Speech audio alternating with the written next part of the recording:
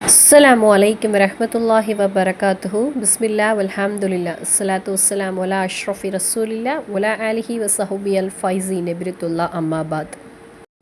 மூமின்களே, திருமறை குரானில் 114 சூறாக்கள் இருக்கிறது.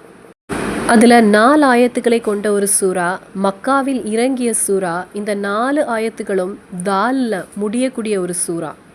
அதிகமான சிறப்பு நிறைந்த ஒரு சூறாவாகும் இது. அசாசுல் குர்ஆன், சூரத்துல் மஅரிஃபத், சூரத்துல் தௌஈத் என்று அறியப்படுகின்ற இந்த சூறாவை கண்டிப்பாக நமது வாழ்க்கையில் நாம் ஓதி இருக்க வேண்டும். அல்லாஹு தாலாவை அறிமுகப்படுத்தக்கூடிய ஒரு சூறாவாகும் இது. இறைவனுடைய 20க்கு அதிகமான மகிமைகளை எடுத்து சொல்லுகின்றது இந்த 4 ஆயத்துகள். நபி ஸல்லல்லாஹு அலைஹி வஸல்லம் அவங்களுடைய ஹதீஸில் பார்க்க முடிகிறது இந்த விஷயங்களை. நான் சொல்லக்கூடிய இந்த விஷயங்கள் நமது சம்பாத்தியத்தில், நமது வீடில், நமது உடம்பில் நமக்கு கிடைக்கக்கூடிய 20 பிரதிபலன்களை பற்றி தான். முதல் நன்மை, 10 தடவை ஒரு அடியான் இந்த சூறாவை ஓதினால் அல்லாஹு தாலா அவனுக்கு சொர்க்கத்தில் வாழ்வதற்காக ஒரு அரண்மனையை அமைத்து கொடுக்கின்றான். நாம் சொர்க்கத்தில் நுழைந்தால்தான் நமக்கு அரண்மனை கிடைக்கும். அப்போது நாம் சொர்க்கத்தில் நுழையலாம் அப்படின்னு சந்தோஷ செய்தியை தரக்கூடிய ஒரு சூறா தான் இது. ஒரு நாளில் கண்டிப்பாக 10 தடவை நாம் ஓத வேண்டிய சூறா இது. நமக்கு 5 நேர தொழுகை இருக்கிறது. அந்த 5 நேர தொழுகையில் ஒவ்வொரு தொழுகையிலையும் 2 முறை ஓதினாலும் போதும். அப்போது நம் ஃபஜருக்கு எழுந்ததிலிருந்து இரவு தூங்க செல்வதற்கு முன்னதாக 10 முறை ஓதுவதற்கு மறந்துவிடக்கூடாது. ஒரு தடவை ஓதினால் குரானில் 10 ஜிசு ஓதுன நன்மையை நாம் பெறுகின்றோம். அதாவது குரானில் 30 ஜிசு இருக்குது. குரானில் 3இல் ஒரு பகுதியை ஓதிய நன்மையை நாம் பெறுகின்றோம். 3 தடவை ஓதினால் குரான் முழுவதையும் நாம் ஒரு முறை ஓதின பிரதிபலனை நாம் வாங்குகின்றோம். இனி 3 விஷயங்கள் செய்தால் சொர்க்கத்தில் நமக்காக 8 வாசல்கள் திறக்கப்படுகின்றதுன்னு ஹதீஸ் நமக்கு கற்றுத்தருகிறது. 1, நமக்கு வேதனை தந்தவங்களை நம்ம மன்னிச்சு விடுறது. அதாவது நம்ம மனதை காயப்படுத்தினவங்க நிறைய பேர் இருப்பாங்க. அவங்கள நம்ம மன்னித்து விட்டு விடுகின்றோம். அதாவது நான் மறந்துட்டேன், என்ன அவங்க காயப்படுத்தினாங்க, நான் அதையெல்லாம் மறந்துட்டேன், ஆனால் நான் ரப்பிடத்தில் அதை ஒப்படைத்து விட்டேன் அப்படிங்கிற ஒரு சிந்தனையில் நம்ம விட்டுவிட்டால் அதற்கு நமக்கு சொர்க்கத்திலுடைய வாசல்கள் திறக்கப்படுகிறது. 2வது, ஒரு மனிதனுக்கு நிறைய கடன் இருக்குது. அந்த கடை அவன் அறியாமலேயே நம்ம உதவி செய்கிறோம். அவன் அறியாமல் நம்ம உதவி செய்து கொடுக்குறோம். இல்லைனா அவன் தெரிஞ்சே நம்ம அவனுக்கு உதவுகின்றோம். 3வது, ஃபர்லான தொழுகை பிறகு 10 தடவை நம்ம இந்த சூறாவை ஓதுகின்றோம். இந்த 3இல் ஏதாவது ஒன்றை நாம் செய்தாலே சொர்க்கத்தின் 8 வாசல்கள் அவனுக்காக திறக்கப்படுகிறதுன்னு மகான்கள் நமக்கு கற்று தந்திருக்காங்க.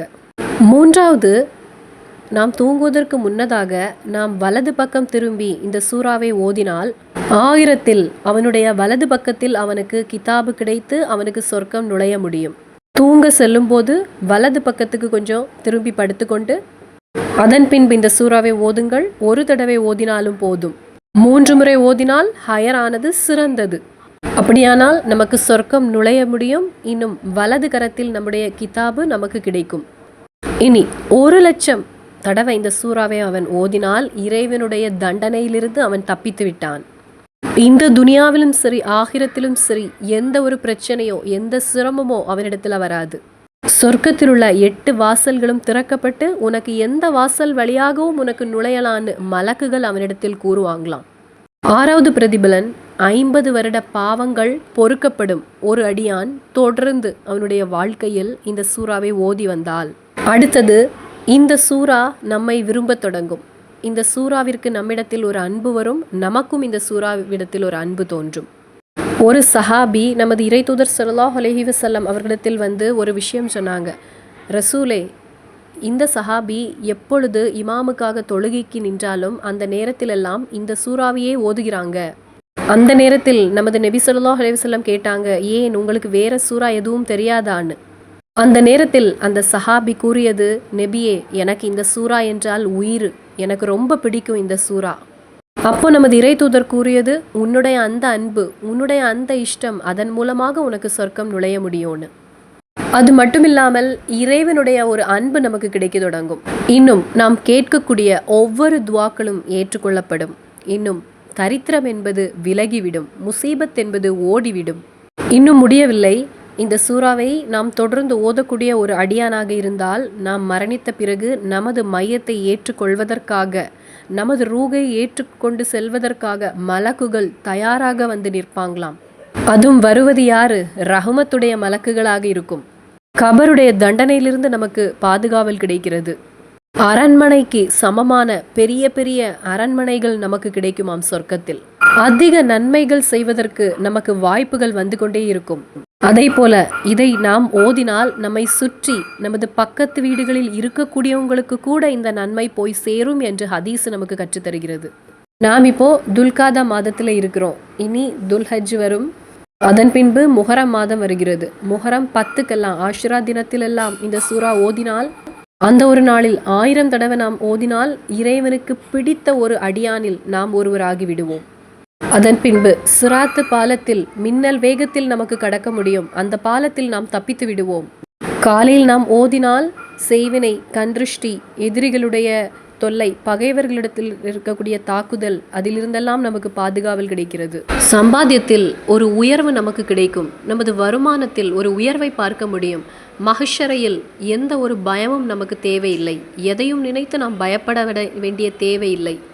வீட்டிற்குள் நுழையும் போது இதை ஓதினால் வறுமை என்பது வராது, முசீபத் என்பது விலகிவிடும், கடன் என்பது வராது, ஷைத்தான் அந்த வீட்டை விட்டு ஓடிவிடுவான். இப்படி ஏராளமான பிரதிபலன்களை, நன்மைகளை, நமது ஹாஜத்துகளை நிறைவேற்றி தரக்கூடிய ஒரு சூரா தான் சூரத்துல் இஹ்லாஸ். குல் ஹுவல்லாஹு அஹத் அல்லாஹுஸ் ஸமத் லம் யலித் வலம் யூலத் வலம் யகுல் லஹு குஃபுவன் அஹத். இந்த சூரா தாராளமாக ஓதுவதற்கும் அதன் மூலமாக சொர்க்கம் நுழையவும் இறைவன் நமக்கு அருள் புரியட்டும். ஆமீன் ஆமீன் யா ரப்பல் ஆலமீன். இன்னும் சந்திப்போம் வேறொரு வீடியோவில். அஸ்ஸலாமு அலைக்கும் வரஹ்மத்துல்லாஹி வபரகாத்துஹு.